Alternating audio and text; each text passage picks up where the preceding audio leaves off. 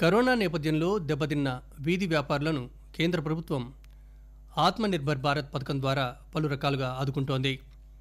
రాజన్న సిరిసిల్ల జిల్లాలో ఈ పథకం వీధి వ్యాపారులకు బతుకుపై భరోసా కల్పిస్తోందని సిరిసిల్ల మున్సిపల్ కమిషనర్ సమ్మయ్య తెలిపారు.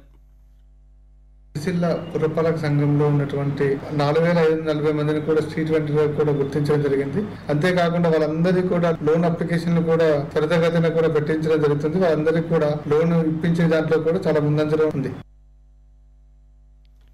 రాజన్న సిరిసిల్ల జిల్లాలో సిరిసిల్ల మున్సిపాలిటీలో 4540 మంది చిరు వ్యాపారులకు 10,000 రూపాయల రుణం అందించారు.